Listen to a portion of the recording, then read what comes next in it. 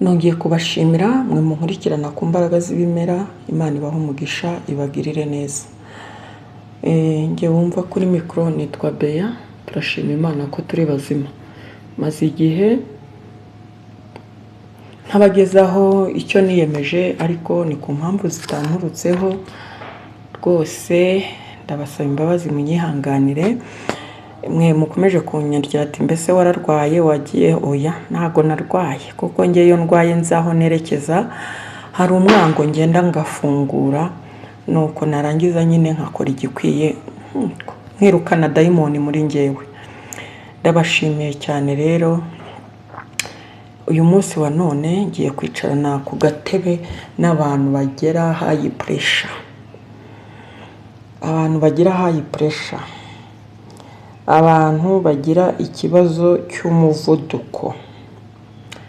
Ikibazo cy'umuvuduko muri iki gihe giteje abantu intambara, ariko iyi mivuduko abakera wenda batubwire niba byarabagaho.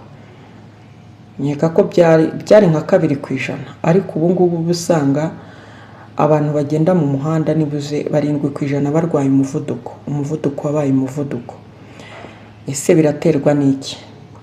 Ngiyo nitegereje ngasesengura, mbona biterwa n'ibi bintu turya by'amayiboride, ibintu cyane by'ibituburano, ibintu bihingishije amafumbire mvaruganda, rwose ariho aratera ibibazo, biratera ibibazo rwose. Ibintu twasohoye mu bihe nyine bibi, ariko wowe wahuye n'izo ngaruka zo kurya ibintu by'amayiboride, ibintu bivuye mu mafumbire menshi atandukanye. Uyu munsi wa none ndicarana nawe, wowe ufite umuvuduko wakurenze, umutima ukubitira mu mutwe, wowe wiyumva nabi ndetse wanamaze no kusuzumisha bakakubwira ko ari umuvuduko, ukaba waratangijwe imiti. Ntabwo nkubuje ngo iyo miti ureke kuyirya, uyirye, ariko nanjye ikintu ngiye kukubwira ugikore. Ni ikintu cyoroshye kandi tubana nacyo buri munsi ku wundi. Ni ikintu cyoroshye. Narababwiye ngo iyo icyago cyateye kikica abantu kikamara abantu, Imana nayo iba yiteguye gutanga akantu koroshye gakiza icyago. Kambaho urugero, hari abantu rwose bazi icyorezo kigeze gutera cyitwa kimari cyangwa korera.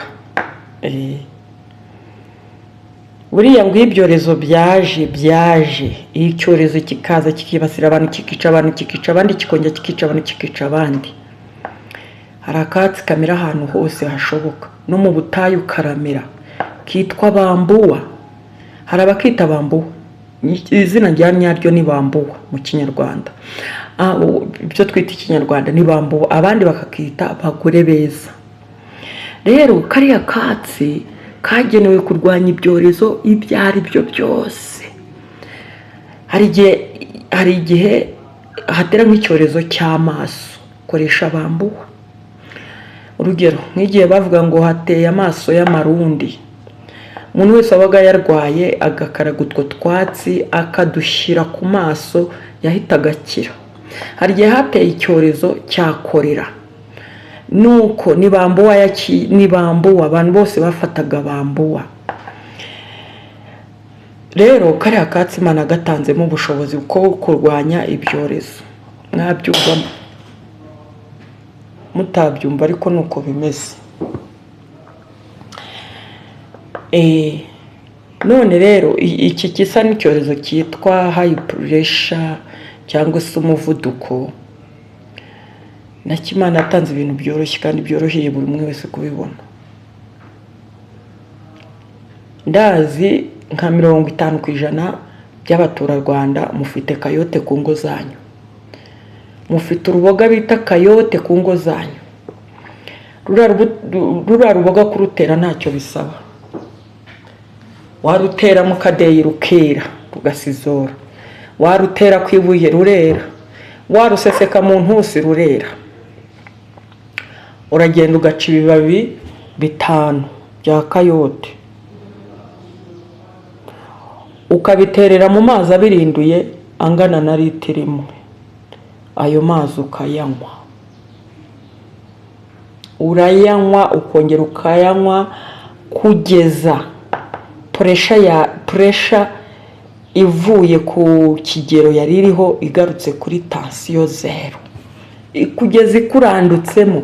Urayanywa, ariko noneho ikiza kibi ntago ushobora kuyanywa ukwezi kumwe iyo pressure itaragenda. Urayanywa hagati y'ibyumweru 2 na 3, iyo pressure iba yamaze kwibwiriza, iba yamaze kugushiramo. Niba mushaka kumpinyuza, CH kabasigiye bandikira abantu ngo mugende murye za kayote, ngo murye amakayote. Abantu bafite ibibazo nibi mugende mufata imboga bita kayote. Hari abagenda bakarya turiya duhaza twa kayote, ariko na biriya bibabi biraribwa, ndetse ni n'utuboga twiza. Iyo dufashe ukadusoroma, gasoroma twa tuntu tworoshye, tubabi tworoshye, ukagereka hejuru y'ibishyimbo. Abo turi mu kigero kimwe barabizi, shatubu tuboga turyoshye ukatugereka. Warangiza wenda abantu bakunda amavuta ukadukaranga nyuma, ntabwo watuvaho. Hari abandi rero bafata utwo tubabi bakafata nk'akadodo bakadupfundika, bagenda badupfundika, barangiza baba batetse inyama bakatunaga mu nyama. Mu kuturya rero wadutekesheje umufa w'inyama, mbega utuboga tuba turyoshye. Rero umuntu ufite pressure nuko nguko abigenza, afata amababi 5, yarangiza akayasukura neza. Yamara kuyasukura neza akayanaga mu mazi ari kubira, hanyuma agateruraho. Yamara guteruraho agashyira mu icupa cyangwa se mu kirahure ajya nywesha amazi, akaguma asomaho.